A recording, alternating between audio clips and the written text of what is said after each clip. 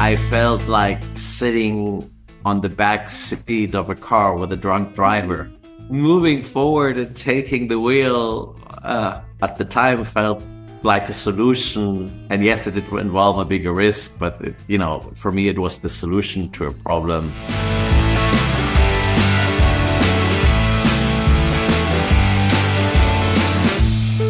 Welcome and welcome back. Hi, Florian. How are you doing? Hi, Mario. I'm doing fine. How are you? I'm very excited. The next guest is actually the reason why we met, Florian, and how we're doing that together, because he's our former boss, and we met, as you know, guys, at Vapiano, Florian and I, and we have actually great memories. Florian, before we start and introduce Gregor Gerlach, what's your best memories looking back at these crazy times at Vapiano? That's actually very difficult. I turn it around. I had only 2 bad days during my time at Vapiano, and all the other days were just great. It was really a great time. But I don't tell you the 2 days. I feel the same probably. So let's introduce our next guest. For me, he's a very special guest and a very dear friend. We had a lot of fun together, a lot of up and downs, and it's Gregor Gerlach. He took over the family business, the real estate development business called Gerlach Wohnungsbau, and he took over a boutique luxury hotel chain, which he built to over 10 hotels in Germany and in Spain and in the Maledives, actually. And also recently a luxury cruise line. We talk about that, but for the public, probably he's most known as the main founder from Vapiano. So welcome, Gregor. Hi, Mario. Hi, Florian. Nice to see and hear you. Good to have you here. So just a quick spoiler. Gregor was last week in Sri Lanka, where I'm currently at, but we missed each other. Otherwise, we would have done it in person. So now we're calling in Florian from Amsterdam, Gregor from Hamburg, and myself from Sri Lanka. So with you, Gregor, as you're very pragmatic and honest guy, we don't need this warm-up question to make you feel comfortable. So we go directly in. It's a podcast about doubt and struggle and roadblocks and Schwellangst. But I want to start with a very specific topic to you, because you took over a family business from a very strong, charismatic founder from your dad, and that's never easy to take over such a family business, also together with your sister. So looking back on that early times of your career when you took over, what have been the biggest challenges doing that, Gregor? Obviously, there have been many challenges, so it's difficult to say which ones were the biggest ones. But I mean, obviously, where you lost your hairs, Gregor. This one. Well, the first challenge was that I came after university. I went to McKinsey. So I didn't do anything in the industry. And then my father asked me to take over the German part because he had started hotels in Germany. But his main baby were the hotels in Spain. So I started, to help him in Germany. Obviously, eventually, father and son always becomes difficult at some point. And I think I did the right thing. And I stepped back a little bit and did something on my own, and that something was called Vapiano. So without my father and me having a difficult time, probably Vapiano would not have come to existence. So you used Vapiano, or the brainchild of Vapiano, to spread your wings and develop something by yourself, independent from the family business. Yeah, exactly. Just to do something with a little freedom and just to get out of the way a little bit. And I still took care of the German business, but I tried to stay out, not crash with my father too much. Obviously, he's my father and I love him and he's a great person, but obviously in business, I think different generations, and I've seen this with many of my friends, have different approaches, and it's never easy because the old generation thinks what they do. The new generation wants to try new things, and it's always difficult. So it was very good. I had some years where I focused very much on Vapiano, as you know, and still took care of the family part. And then when Vapiano was ready to go public, obviously I couldn't do both anymore. And I decided to go back and concentrate on the family business, also because the few years, I wouldn't call it break, but the few years of going out of each other's way helped to recover the relationship with my father, and we got along very well again. And yeah. And also you proven yourself, because we come to Vapiano in a second, but what you have created there, what we have all created there together, was a huge success, and probably helped also to strengthen your confidence and relationship, then to basically come back to the family business. But on these early days, Gregor, you mentioned now the Vapiano, which, I mean, you opened Vapiano in your home city in Hamburg. Everybody knows you there. You had quite a big pressure, I guess, to succeed. You invited whole Hamburg at the opening party, I remember back then. How did you feel about this topic of the Schwellenangst? I mean, you're German. I don't have to explain you what it means, but for our listener, most of our listeners are not from Germany. Schwellenangst is the fear of threshold and borders. It's basically the fear before you do something. You feel it's in you and you want to do it, but then some things are holding you back and say, maybe I shouldn't do it. So how was this Schwellenangst with you and Vapiano in the early beginning? Did you have it?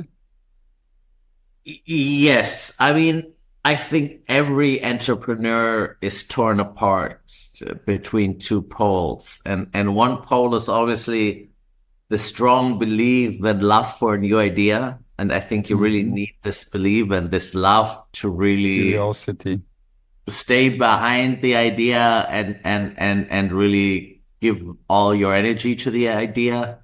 And at the same time, obviously, it's, you know, very few ideas work on the first day.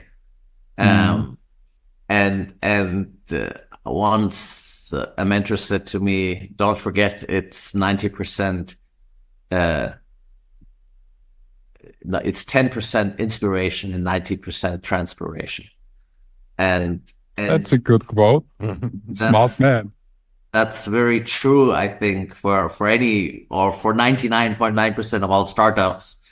And obviously transpiration means a lot of sweat and a lot of also doubt, because obviously, you know, you have in the back of your head, it will take 2 or 3 years until you're profitable and so on, and you know it. But you know, of course, you're looking every day at the sales figures, and you have good days and bad days, and the weather is good and bad and other impacts. And so you're always like, you know, you're constantly positive and negatively affected by how it's going. Because nothing is going a straight line. Everything is going in you know, in waves, hopefully upwards trending. But yeah, so you know, you need this strong underlying belief in the idea. And you had that belief at Vapiano from the early days, Gregor? Yes, because I believed in the underlying ideas. I think that's, you know, in order for your belief to be fundamental or lasting, I think it has to be based on some fundamental ideas or trends. In case of Vapiano, it was A, freshness, and it was B, turning the focus away from service, where my parents very much focused on turning the focus to the product instead of service. And I think, you know, those were the two, you know, main trends: healthiness, freshness, and more product, less service, are the main trends of the last and current decades. And I think, you know, that's what I believed in, and that's why I believed in Vapiano as a concept. And Gregor, back then, it was also a new concept when it comes to the service model, as you mentioned itself, open cooking.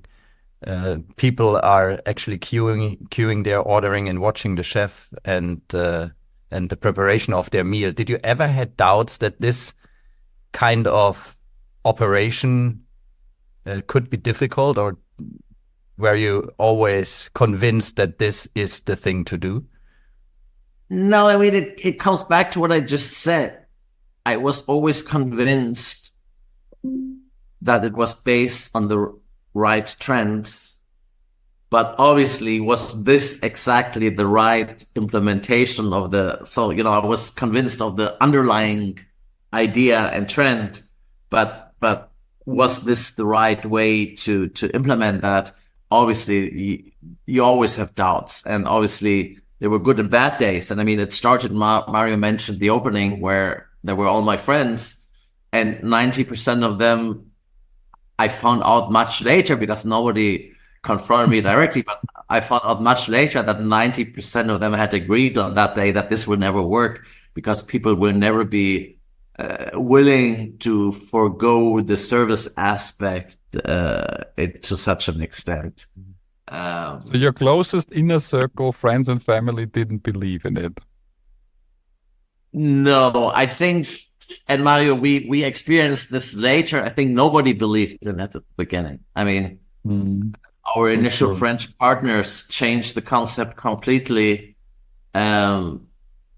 towards more service, and we saw it reduced the turnaround times. It reduced the in between hours business, and I think, obviously you always need luck. I think with a lot of luck, we managed to find a formula which had significant benefits beyond the original idea of freshness and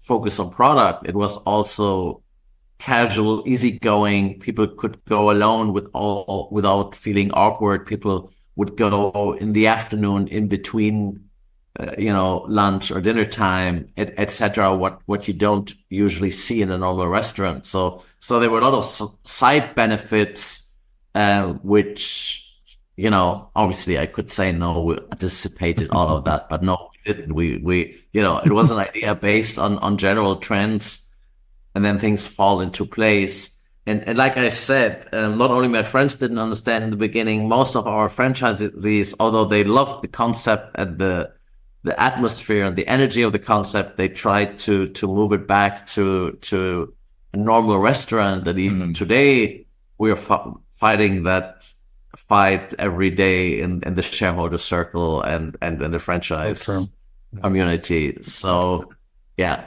Do you remember, I mean, Vapiano is out there for more than 2 decades. Do you remember one or two most difficult situations that you can recall and talk about? Oh, there were so many difficult situations.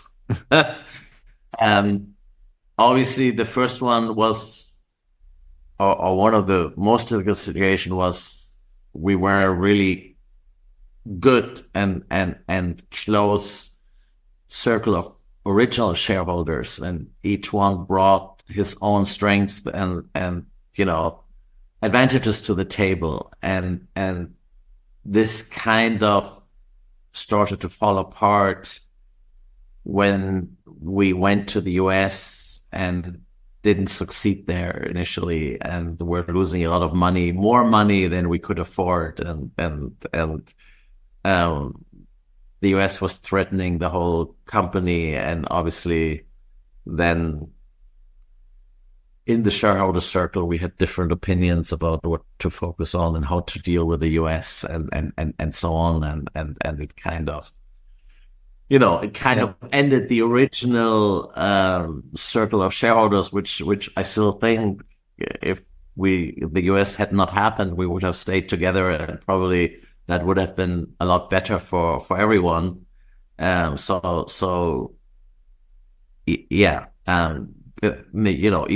the concept overall then really grew successfully. You always have parts and pieces and maybe regions or whatever that are not so successful, and the US was really a difficult story. It's a great example what you brought, because there's two things in there. First of all, as you mentioned, you grow Vapiano, especially in the beginning, with a very closed entrepreneurial circle with Klaus Rader, Friedemann Findeis, Kenny Hahn, and you, like a very strong, charismatic entrepreneur quartet, so to say.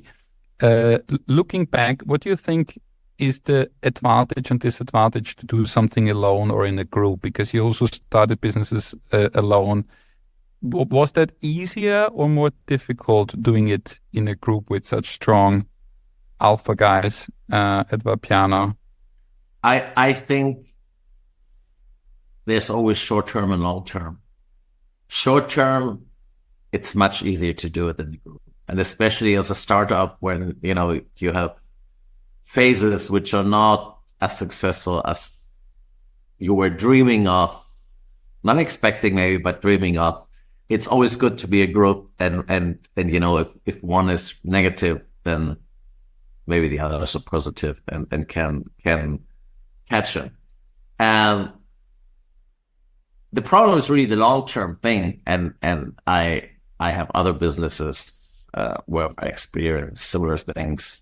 The problem is you start out with the common view and common interest. Otherwise, you wouldn't start out together. But life is a very long time, and maybe after 10 years or 15 years or 20 years, interests diverge and views on life diverge, and maybe preferences diverge. Maybe 20 years ago, you would have chosen the same movie or the same restaurant or the same club to go to. And suddenly, because you lived on for years and years in different environments, that's not the case anymore. That's when it gets difficult. And obviously when things are difficult in business, then obviously also things get more difficult. So I strongly think that in the first years, it's hugely beneficial to be not alone. I think eventually you need clear leadership though. And if you don't have clear leadership, that becomes more and more a disadvantage for the company as a whole and for the story as a whole and so on. So it really depends on the stages you are in.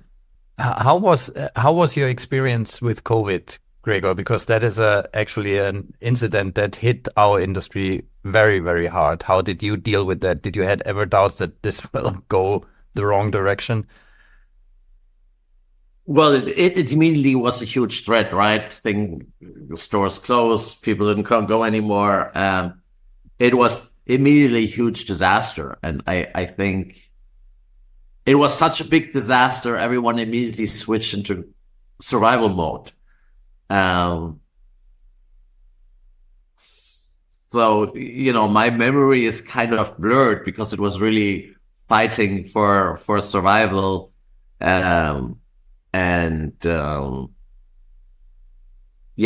did what they could do, and nobody knew whether it would be enough, and nobody knew how long it would last. I think luckily enough, I had a very good friend, and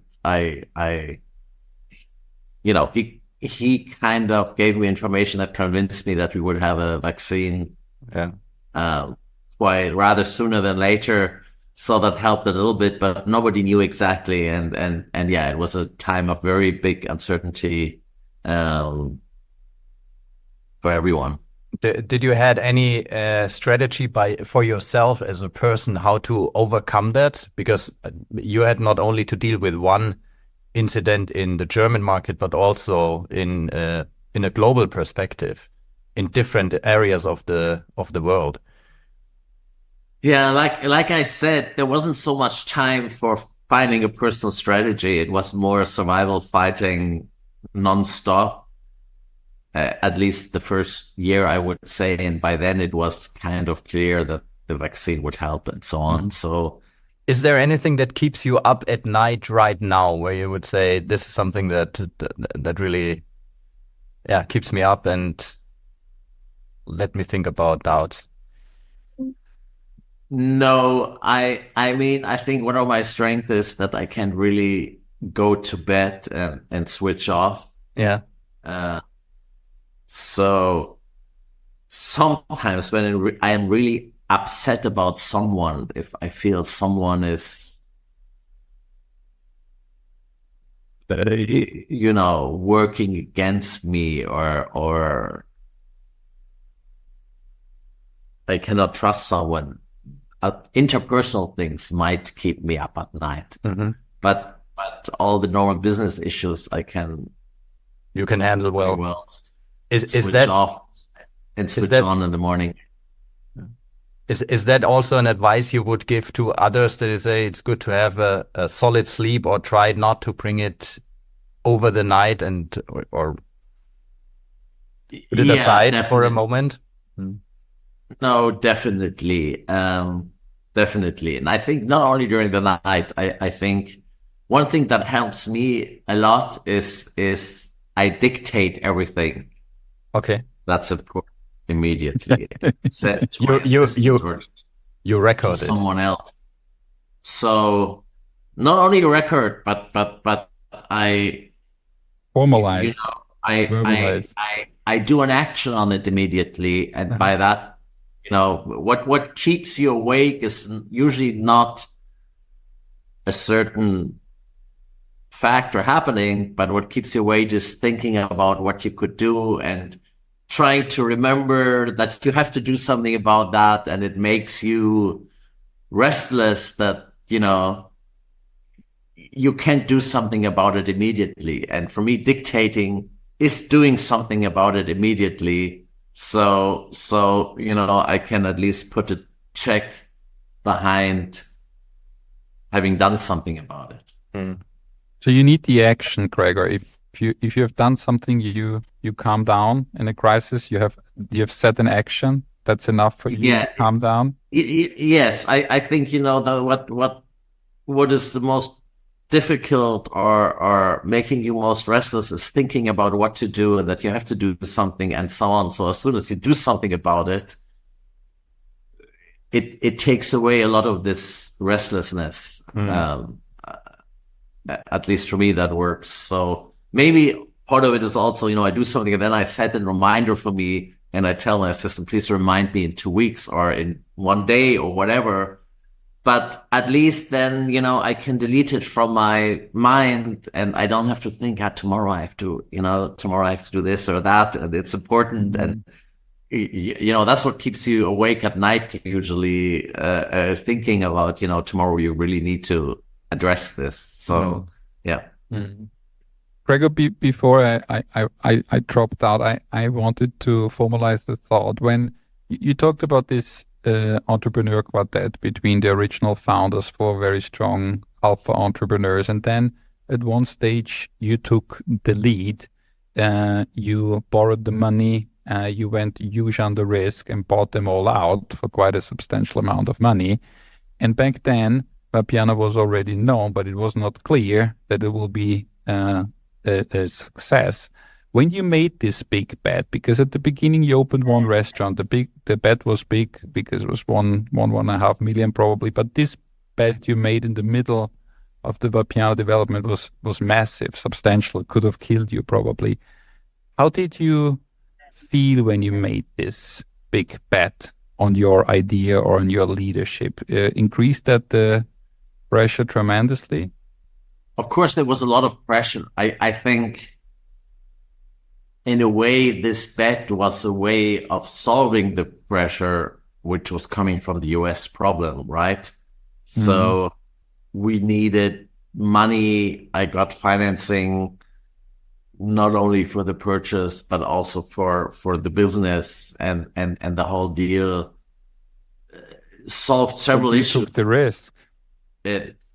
I took the risk, but I was in the risk anyways before as well. Maybe not as high financially, but before it was like there were some sleepless nights because I did not have an answer to the US losing so much money, where to take that money from, and so on. So I did the deal for two reasons, because I believe, we had no agreement in the shareholder circle anymore. And we were fighting because we had different opinions about how to proceed with the US and how to handle the US and where to get the money from. So, I felt like sitting on the back seat of a car with a drunk driver. So, That's a nice quote. Somebody will be happy when he hears that. Moving forward and taking the wheel, at the time felt like a solution. And yes, it did involve a bigger risk, but for me, it was the solution to a problem. And obviously I would not have done it if I would not have believed in the potential of Vapiano. And I mean, we were seeing that in Europe very strongly with huge growth and profitability. So it was not like there was a big economic crisis across the system. It was, we had one cancer, if you want to call it that way, and that needed to be dealt with, but there were very healthy parts which I don't really. Gregor, when you have such a big decision like this one or others where you really go into a strategic shift or big bet, how you normally make up your mind? Do you talk to people? Do you calculate everything very rational? Do you walk, meditate? How you at the end you form that decision, like a crucial decision, not like day-to-day decisions like this one? How do you make up your mind in such a situation? I think making up your mind is a complex process, and it consists of many separate tasks or steps. One is obviously talking to other people, what they think. It's collecting information. One is doing spreadsheets, not necessarily for the numbers that come out, because don't trust a spreadsheet you didn't manipulate yourself. But the process of doing it helps you to understand the interaction of the different factors and which are the bigger leverages and which are the smaller leverages. In the end, like I said at the very beginning, for me, the underlying trends are very important. This work from the basic foundation, like for example, the river cruise business. The business you went in lately, luxury cruises. You bought 3, I guess, correct, Gregor? We bought 4.5. Okay.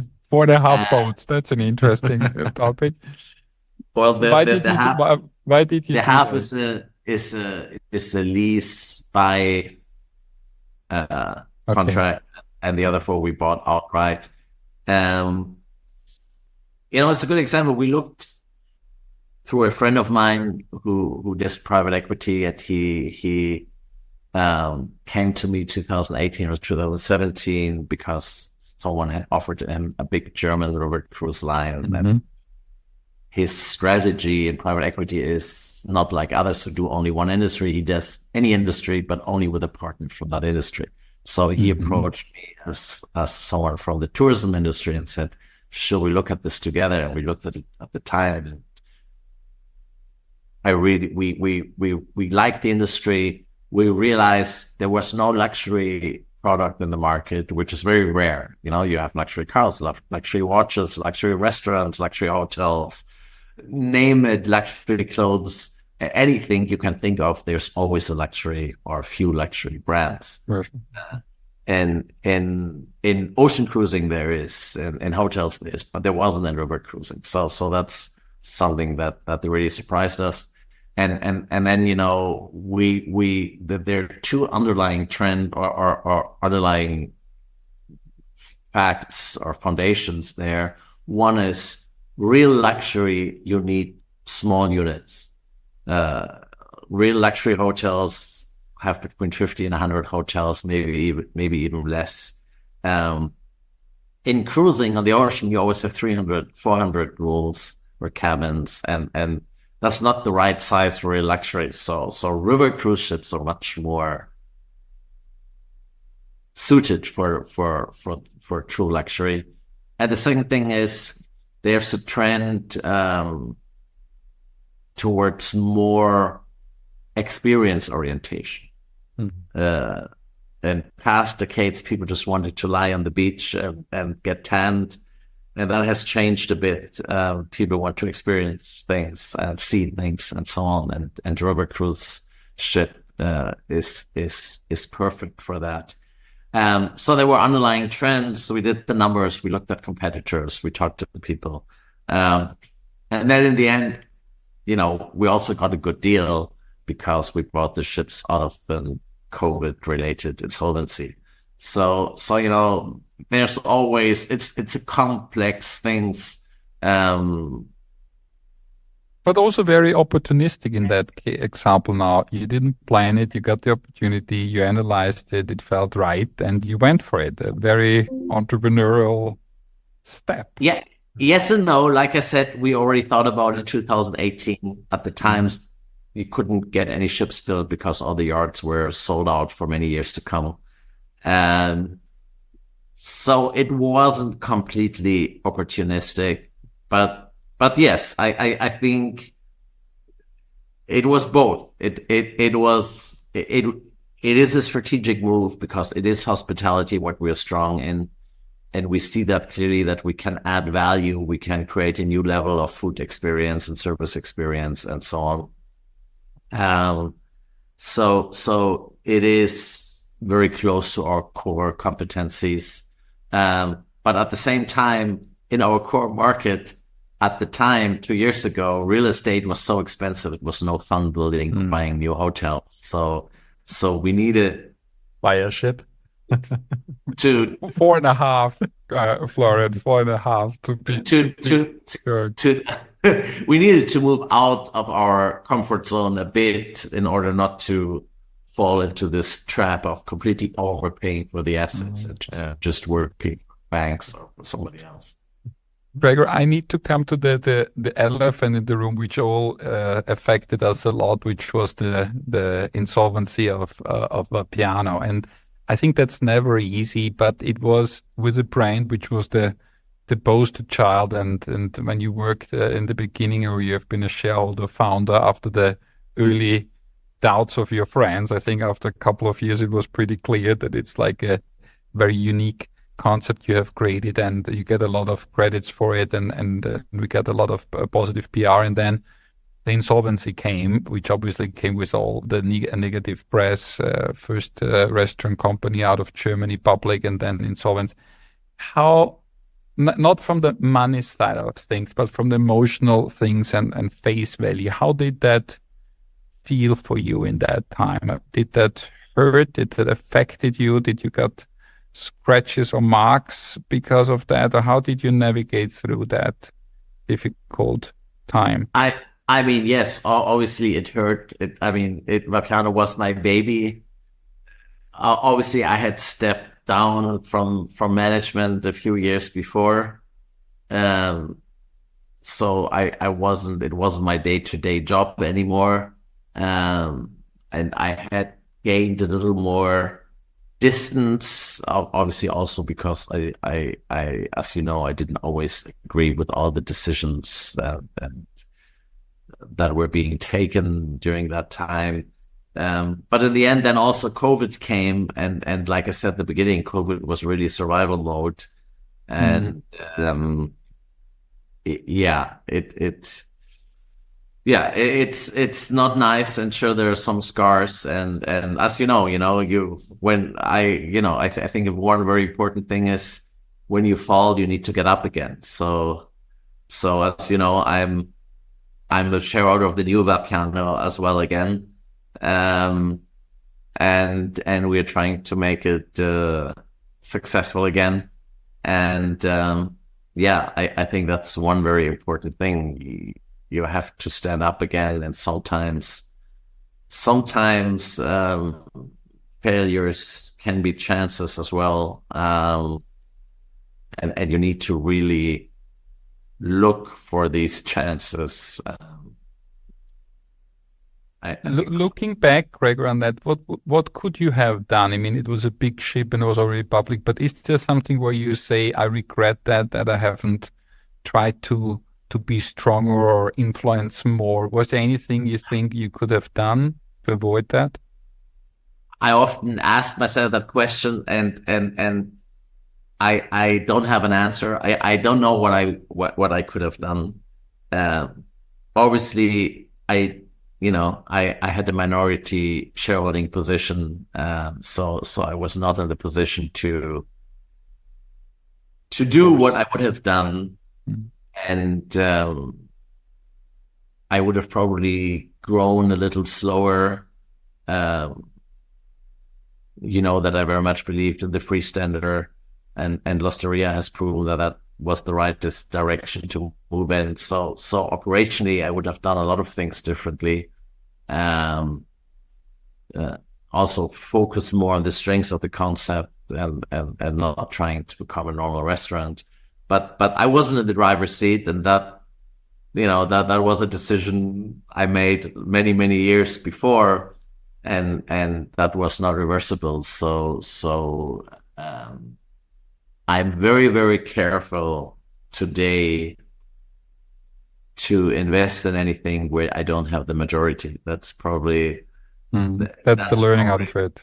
Well, that's the scar out of it, because the learning is also that, like I said earlier at the beginning, it is really a big advantage to start as a team.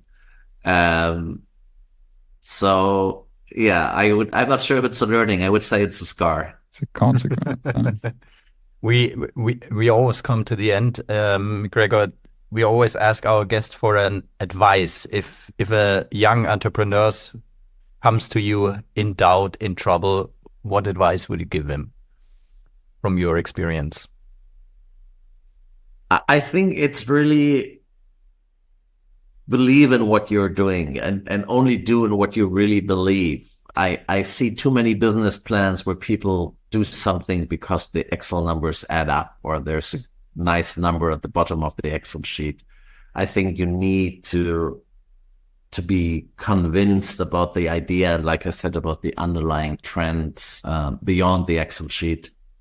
And you need to be, and this conviction is what makes you get up again. You will always stumble. There's no entrepreneur who doesn't stumble on the way. The way is full of rocks and dark stumbling points and so on. And it's really important you need to get up and move on. Mm-hmm. I want to normally it's the last question, Florian is right, but I want to add a personal one. If let's agree in the halftime of your career, Gregor, you're still a lot in front of you, but if you now would look back, like if the Gregor finishing university, starting the career now, would look at the current version of yourself, what would he think? What was the expectation back then? What did you think you can achieve? What did you actually achieve? How would the young Gregor think about the current version? I think I learned really a lot. So that's first of all the great thing, and I still want to do a lot. So I hope the learnings will help me to navigate some of mistakes I've made in the past. Obviously, one thing I sometimes think about is the choice of industry. I love hospitality and restaurants, but if you sometimes look at people who do something in the internet and after 3 years they're billionaires, sometimes you have to ask yourself, are we in the right industry? But then again, it's so much fun, so I probably wouldn't do it different if I had the chance to start again.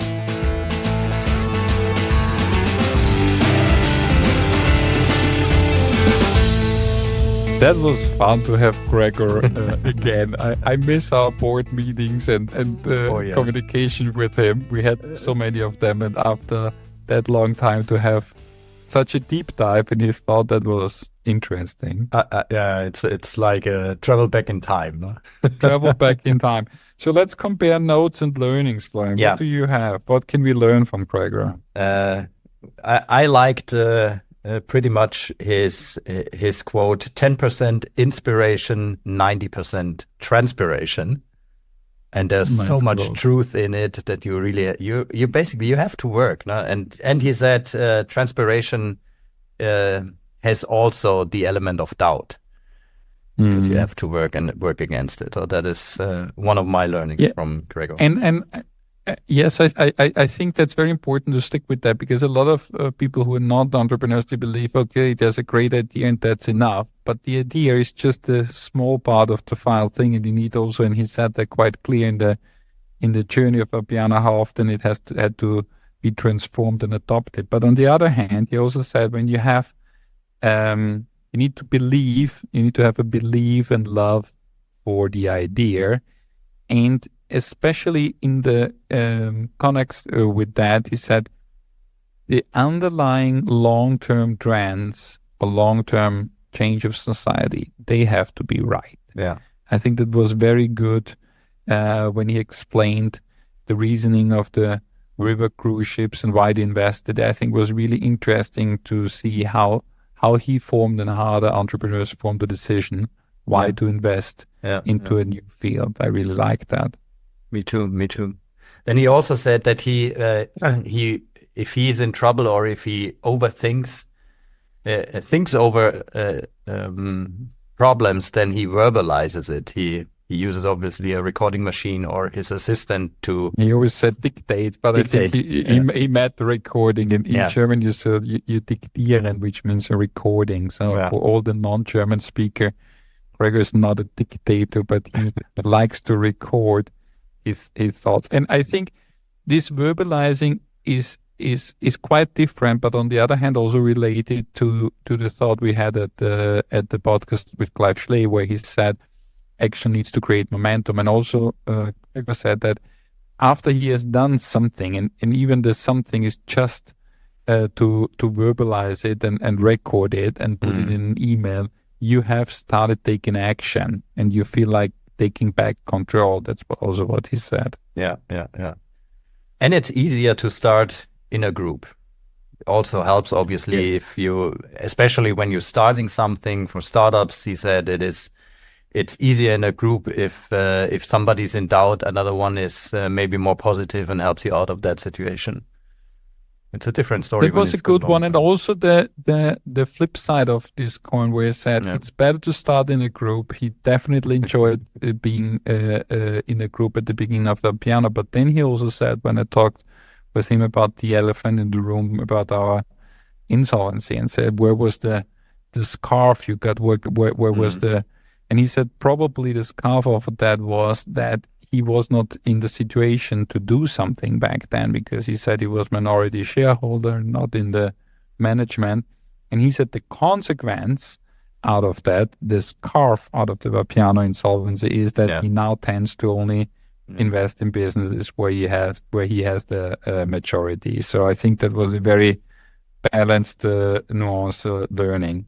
What else do you have? Anyways, I mean, his story with Vapiano, with all the ups and downs, is basically a very good example how you can navigate through such doubts and struggles. And he also, I mean, many of our guests said that already, but when you fall, get up again. I think this is a credo for every entrepreneur. You will fall, but you have to get up again. And then he added that failure contains also chances. And I think back to this partnership and the long-term belief thing, I think what was also crucial is to say that at the end he had found out that nobody believed in his idea. No friends, no families. They all came for the opening and behind his back said, this will fail. And out of that became such a huge success. And that brings me to my last learning, which I took the note to say, only do what you really believe in. You have to be convinced about the idea. And the idea back to what we said before, needs to be the one, that's what they said, where there are the long-term trends. Yeah. Beyond the Excel sheet. The idea beyond Excel. I Excel love sheet. that quote, because if you know Gregor, everything is an Excel sheet. To get the quote, you need to be convinced beyond the Excel sheet. A really strong podcast. Also nice to have him, because I think he's one of the entrepreneurs in Germany who doesn't do a lot of self-promotion, and you don't hear a lot from him. But when you're close to him, you know that he's a great entrepreneur and a very smart entrepreneur. A very good That person. was great. Yeah. I'm curious now. Spoiler alert, we're recording today another one. We obviously don't air today another one. But Florian and I do now a quick espresso break, and then we have another guest, which you're going to hear the next week. Take care, guys. Ciao, Florian. Bye-bye. Wow, we hope you've enjoyed this episode as much as we did. But sharing is not just caring, it is also empowering. So recommend this podcast to fellow entrepreneurs who might need a dose of inspiration. And don't forget to hit the subscribe button so you'll never miss out on future episodes. Thank you for being part of the community from Doubt to Drive Entrepreneurs Only. Mario and Florian are already gearing up for the next episode. Until then, stay tuned, stay driven, and we'll be back next week.